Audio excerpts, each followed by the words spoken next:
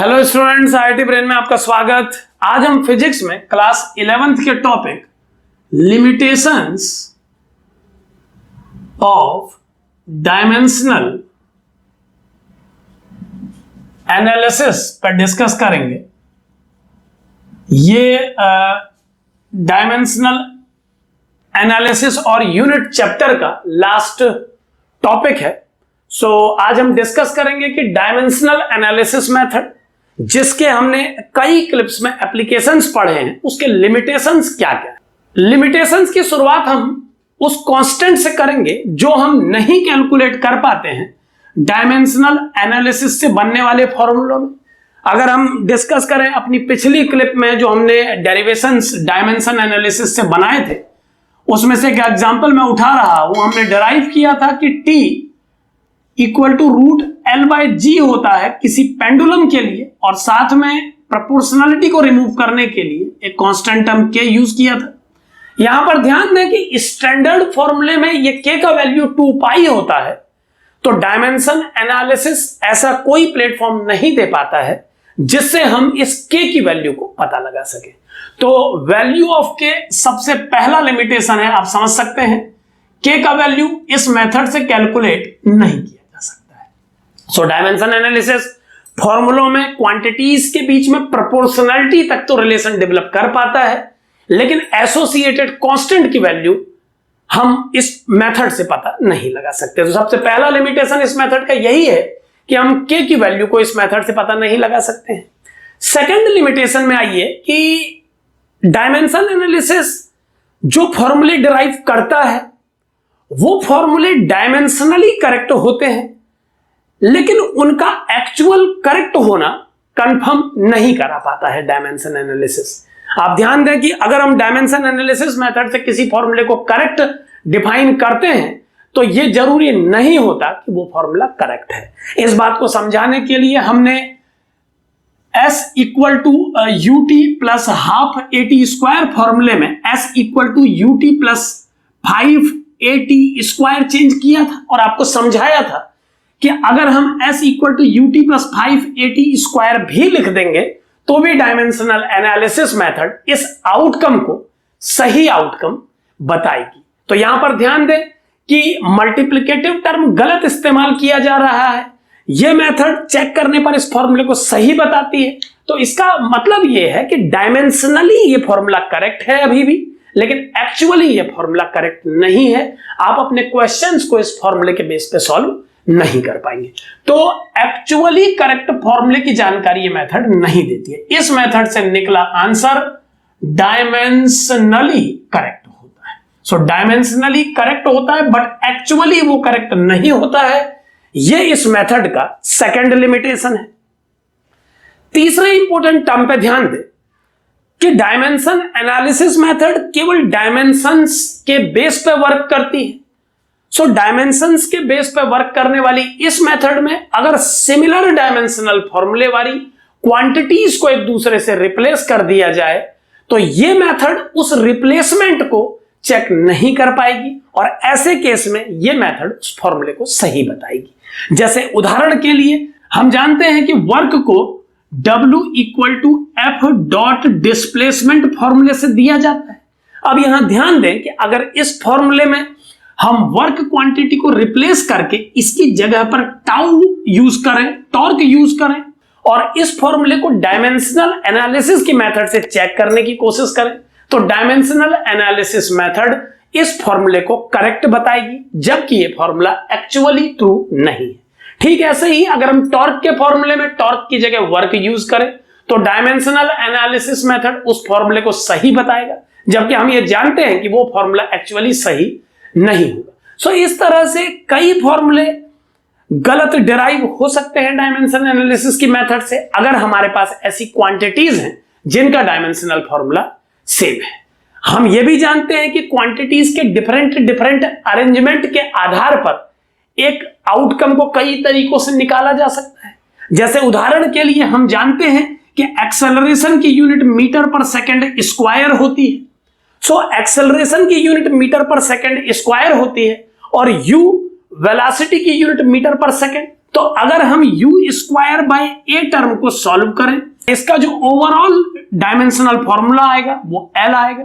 एक बार मैं इसे कैलकुलेट करके बता दूं, न्यूमरेटर पे स्क्वायर लगाने पर ये L2t-2 होगा, जबकि डिनोमिनेटर Lt-2 है। सो फाइनली ये आउटकम L में आएगा।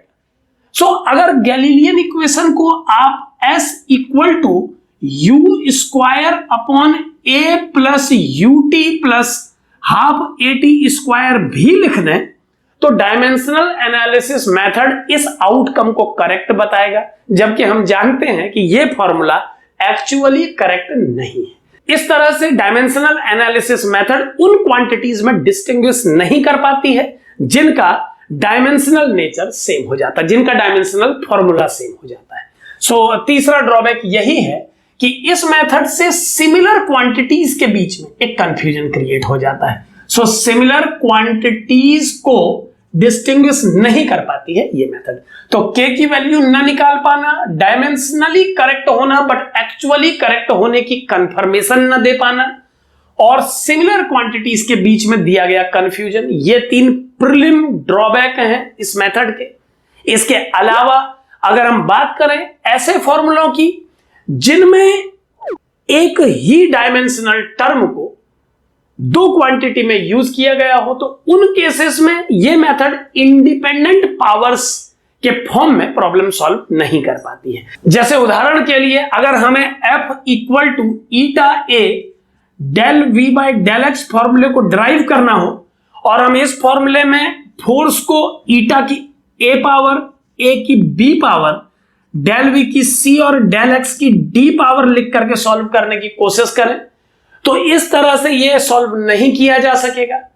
ऐसा इसीलिए होगा क्योंकि एरिया और डिस्प्लेसमेंट दोनों ही टर्म लेंथ के टर्म में केवल प्रेजेंट किए जाएंगे, और यही वजह है कि इन दोनों में से किसी एक क्वांटिटी को किसी अदर क्वांटिटी के साथ क्लब करना होगा ताकि इस तरह का प्रॉब्लम क्रिएट ना हो।